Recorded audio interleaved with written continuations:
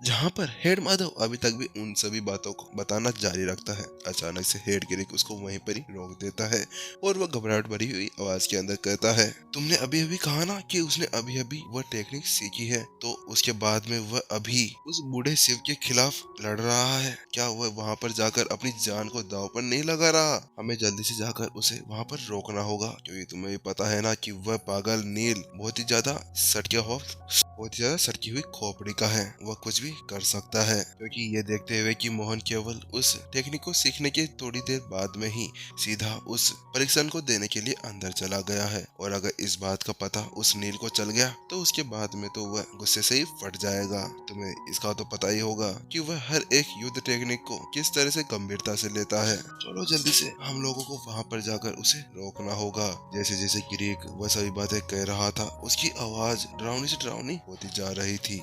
ऐसा ही लग रहा था जैसे कि मोहन के ऊपर नहीं, उसके ऊपर ही कोई मुसीबत आन पड़ी हो। और अगर नील ने अपनी पूरी शक्तियों का यूज करना शुरू कर दिया तो वह संत लेवल स्टेज 4 के ऊपर होने के बाद में मोहन का ऐसा भर्ता बना देगा कि वह सभी कॉम्बैट मास्टर्स के अंदर बढ़ जाएगा। जहाँ पर वह सभी अब उस हॉल के अंदर जाने की तैयारी कर रहे थे।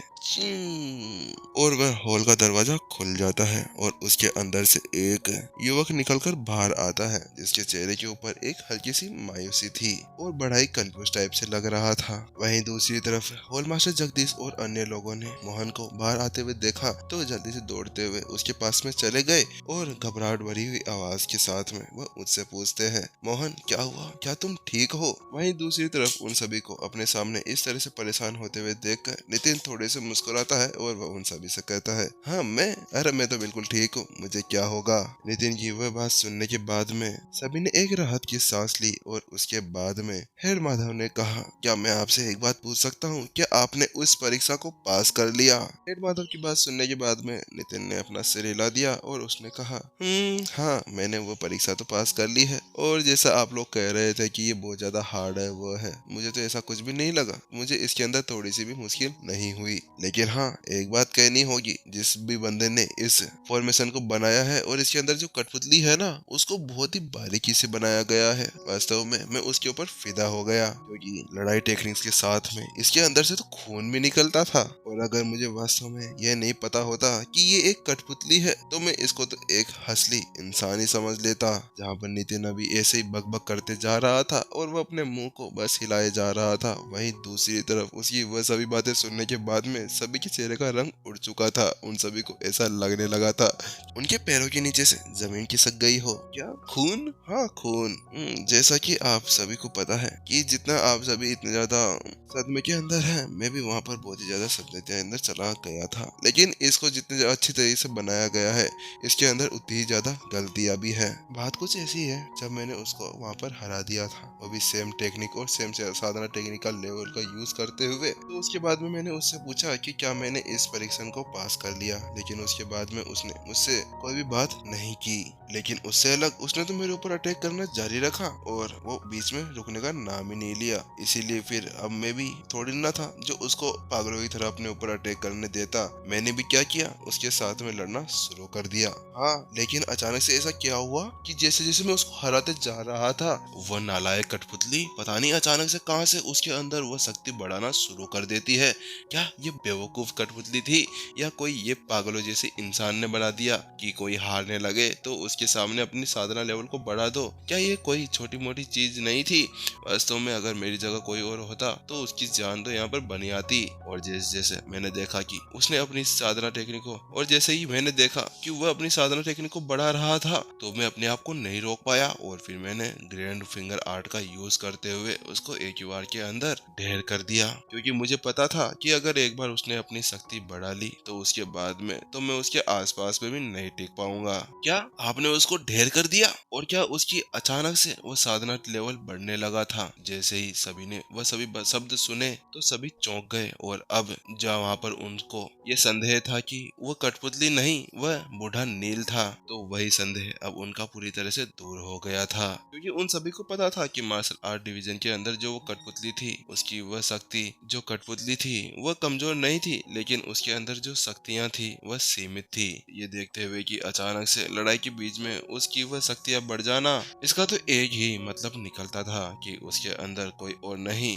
मार्शल आर्ट डिवीजन के हेड नील थे। चलो चलो जल्दी से चलते हैं, पता नहीं अब मोहन ने कौन सा रायता फैला दिया है, मुझे तो किसी और के ऊपर डर लग रहा था। और उसी के साथ में इतना बोलने के बाद में सभी के सभी हॉल मास्टर जगदीश के पीछे पीछे उस हॉल के अंदर चले गए। लेकिन जैसे ही वह सभी अंदर पहुंचे तो उनको सभी को ऐसा लगा जैसे कि उनकी पैरों के नीचे की जमीन फट गई हो और वो उन सभी के अंदर समा रहे हो, क्योंकि अभी उनके सामने खून से लथपथ एक भिखारी पड़ा हुआ था जो कोई और नहीं था, वह डिवीजन हेड नील थे। और उसके कपड़े ऐसे फटे हुए थे जैसे कि किसी ने उसका रेप कर दिया हो। अरे ये तो वास्तव में हेड नील ही है, जैसा कि हम सभी ने सोचा था, जैसा कि उन सभी ने कल्पना की थी, वास्तव में वह हेड नील निकले। इसी के साथ में जल्दी से हेड गिरिक आगे बढ़ते हैं और वह हेड नील की नब्ज के ऊपर हाथ रखकर चेक कर लेना चाहते थे कि कहीं पर यह बंदा टपक तो नहीं गया, क्योंकि अगर ये टपक गया था तो उसके बाद में वो कॉम्बैट मास्टर हॉल को क्या जवाब देंगे। और ये पुष्टि कर लेने के बाद में कि वास्तव में जो उनके सामने भी एक इंसान पड़ा हुआ था बिल्कुल एक जिंदा लाश बनकर, वह बिल्कुल सही था। उसी के साथ में बिना समय को गवाए जल्दी से हेड नील ने हेड गिरिक ने जल्दी से अपनी स्टोरी रिंग के अंदर से एक पिल बाहर निकाल ली और वह एक रिकवरी पिल थी जो जल्दी से उन्होंने हेड नील को खिला दी। काफी देर बाद में उस पिल को लेने के बाद उनकी बॉडी के अंदर थोड़ी बहुत रिकवरी हो गई और बेहोश नील वापस से अब उठ गए थे।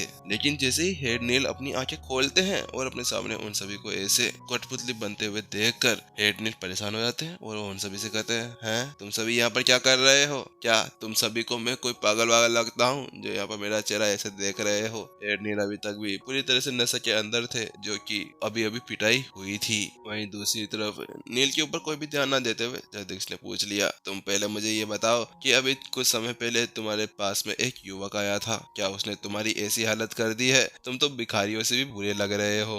जगदीश की बात सुनने के बाद में नील का चेहरा पूरी तरह से लाल हो गया और उसने हिचकिचाहट हुई भरी हुई आवाज के साथ में कहा, हाँ वास्तव में वही है जिसने मेरी ऐसी हालत की है। वह अभी ग्रैंड नक्षत्र फिंगर का यूज करते हुए मेरे से लड़ने के लिए यहाँ पर आया था। उसकी साधना टेक्निक और उसकी युद्ध टेक्निक को देखने के बाद में वास्तव में मैं साफ साफ बता सकता हूँ कि मैं उसका सामना कभी नहीं कर सकता, क्योंकि ग्रैंड नक्षत्र फिंगर के अंदर उसकी इतनी अच्छी पकड़ को देखते हुए कोई भी उसका सामना नहीं कर सकता, क्योंकि मैंने उसके अंदर टैलेंट देखा है। क्योंकि जैसे ही मैं हारने वाला था तो मैं अपनी साधना को वहाँ पे बढ़ाने लगा, लेकिन जैसे ही मैं अपनी साधना को पूरी तरह से बढ़ा पाता उससे पहले ही वह वहाँ पर चला आया और उसने एक ही फिंगर के साथ में मुझे उड़ा दिया। और फिर उसके बाद में क्या हुआ मुझे याद ही नहीं, लेकिन आखिरकार इस बेचारे नील को क्या पता कि इसके साथ में क्या क्या हुआ था, इसका किस तरह से वहाँ पे बलात्कार किया गया था, क्योंकि उस एक फिंगर आर्ट के साथ में तो ये बेहोश हो चुका था, तो इसको क्या ही याद होगा। बस यही बातें बताते हुए नील का चेहरा पूरी तरह से टमाटर की तरह लाल हो चुका था। ऐसा लग रहा था जैसे किसी पल वो फट चुका हो, फट जाए। बस फिर क्या था, हेड नील की वह बातें सुनते ही हॉल मास्टर जगदीश को एक और गहरा झटका लगता है। क्या क्या वास्तव में आप सही कह रहे हैं? क्या वास्तव में उसने आपको एक ही पाम अटैक फिंगर अटैक के साथ में उड़ा दिया? क्या संत लेवल स्टेज 1 के ऊपर होने के बाद में भी आप उसका सामना नहीं कर पाए? हॉल मास्टर जगदीश को अब बिल्कुल भी समझ में नहीं आ रहा था कि अब उन्हें इस मामले के ऊपर क्या करना चाहिए या किस तरह से रिएक्ट करना चाहिए। हालांकि पहले ही उसने मोहन की काबिलियत देख ली थी, इसीलिए उसको लग तो रहा था कि ऐसा कुछ हो सकता था। उन सभी के सवालों का जवाब देने के बाद में हेड नील ने उनसे पूछ ही लिया, तुम सभी मुझे ये बताओ कि आखिरकार तुम सभी यहाँ पर कर क्या रहे हो? क्या तुम यहाँ पर मेरी आरती वारती उतारने आए हो? अगर ऐसा है तो फिर तुम्हारी वो पूजा की थाली कहाँ पर है? और मुझे पहले ये बताओ कि आखिरकार वह युवक कहाँ है जिसने मुझे वहाँ पर चैलेंज किया था? डिवीजन हेड नील थोड़े बहुत खुश भी थे और थोड़े कंफ्यूज भी थे, क्योंकि आज तक उन्होंने कभी भी कॉम्बैट मास्टर हॉल के अंदर उस व्यक्ति को नहीं देखा था। हाँ माना कि हेड नील कॉम्बैट मास्टर हॉल के अंदर सभी युवकों को नहीं जानता था, लेकिन फिर भी वह अधिकांश चेहरों को तो आराम से पहचान सकता था। हेड नील की वह बात सुनने के बाद में जगदीश ने बड़े ही प्यार से उसे उत्तर दिया, तुम पहले अपने आप को थोड़ा सा संभाल लेना, क्योंकि मैं तुम्हें जो बताने जा रहा हूँ उसके बाद में तो खुदा जाने कि तुम्हारे साथ क्या होगा। और मैं तुम्हें बता देता हूँ कि वह बंदा कौन था। वह एक स्पिरिट अवेकनर था। बस होल मास्टर जगदीश ने ऐसा कहा ही था कि अचानक से हेड नील के कदमों के नीचे से पूरी जमीन ही खिसक गई थी। ऐसा लग रहा था कि वह एक बड़े गड्ढे के अंदर खींचा जा रहा हो। क्या क्या क्या वह एक स्पिरिट अवेकनर था? लेकिन ऐसा कैसे हो सकता है, क्योंकि जब हम दोनों एक दूसरे से लड़ रहे थे तो वो तो आसानी से मेरे ऊपर हावी होने में कामयाब हो गया था, लेकिन उसकी ग्रैंड नक्षत्र फिंगर के अंदर इतनी अच्छी पकड़ कहां से हो सकती है? हेड नील को इस तरह से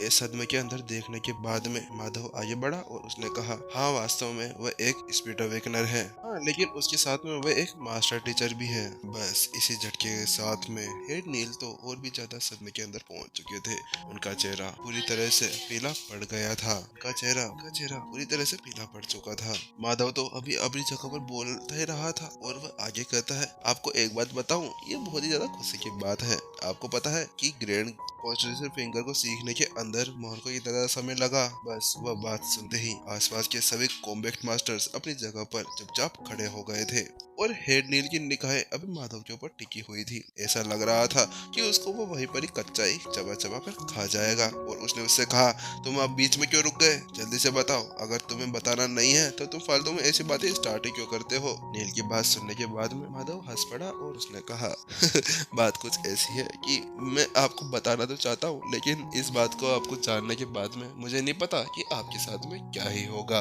हाँ हाँ, तो क्या होगा उसका मेरे को नहीं पता, तुम मेरे को जल्दी से बताओ कि उसने कितने समय के अंदर इस ग्रैंड कॉन्स्टिट्यूशन फिंगर को सीखा था। बस अब माधव को इसी बात की देर थी और उसने अब उसे बता ही दिया।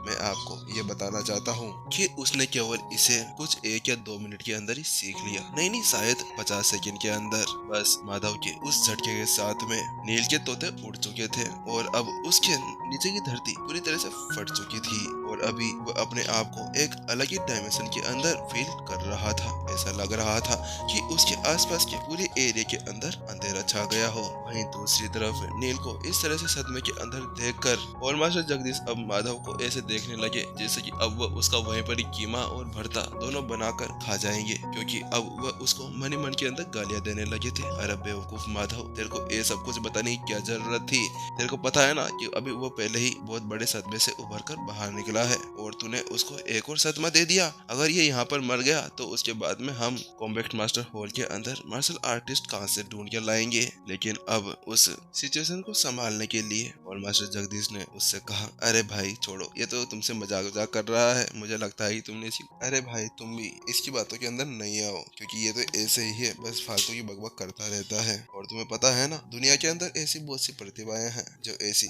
चीजें करती रहती है। चलो आओ, मैं तुम्हें मोहन से मिला देता हूँ। बस अब उस सदमे से बाहर निकलने के बाद में नील ने अपना सिर हिला दिया और उसने कहा, हाँ वास्तव में अब मुझे मिलना ही होगा कि आखिरकार ऐसा कौन सा बंदा इस कॉम्बैट मास्टर हॉल के अंदर घुस आया है जो यहाँ पर सभी को इसी तरह से निचोड़ कर रखा हुआ है। चलो जल्दी से, मुझे मिलना है उससे। बस इतनी ही देर की, बस यही कहने की देरी थी और वह सभी अब उस मार्शल आर्ट हॉल के अंदर से बाहर निकल आए। लेकिन जैसे ही वह सभी उस हॉल के अंदर से बाहर निकल कर आते हैं और वो पूरी तरह से बाहर निकले भी नहीं थे कि उन्होंने देखा कि उनके सामने बैठे हुए सभी की सभी कॉम्बैट मास्टर सभी अपने घुटनों के बल झुके हुए थे और उनके सामने भी मोहन खड़ा हुआ था और वह सभी अभी मोहन से कह रहे थे, टीचर आपका धन्यवाद कि आपने हमें इस तरह का लेक्चर दिया। वास्तव में हम आगे जाकर इससे बहुत ही ऊंचाइयों तक पहुंचेंगे। और इसी के साथ में आज का ये एपिसोड भी यहीं पर ही खत्म होते हुए, तो गाइस इसका नेक्स्ट एपिसोड आपको थोड़े समय के अंदर मिलेगा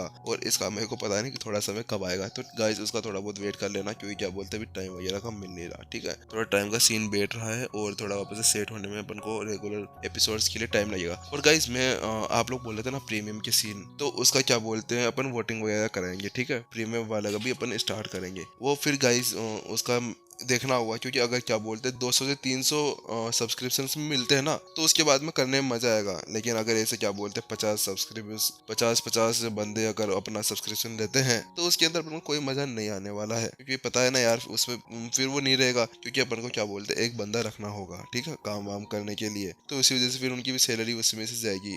तो उसी का सीन है। तो इसीलिए मैं एक दिन वो करते हैं पोल वगैरह करते हैं, उसके अंदर आप सभी को वोटिंग देनी है और देखते हैं कि भाई कौन जितना बंदा तैयार है वो लेने के लिए। उसके अंदर क्या सीन होगा, 5 एपिसोड फ्री होंगे और 5 अपने प्रीमियम में होंगे। अपन उसको क्या बोलते हैं, जो प्लेन है उसका अपने या तो 50 रुपीज़ से 100 रुपीज़ के आसपास में रखेंगे, ज़्यादा वो भी नहीं रखेंगे, ठीक है, ताकि नॉर्मल बंदे भी अपने ले सके, क्योंकि मेरे को पता है कि अपने अधिकतर तो स्टूडेंट्स भरे हुए हैं फैमिली के अंदर, तो उसी वजह से। चलो ठीक है गाइस, मिलते हैं फिर हम सभी नेक्स्ट एपिसोड के अंदर, तब तक के लिए टाटा बाय बाय।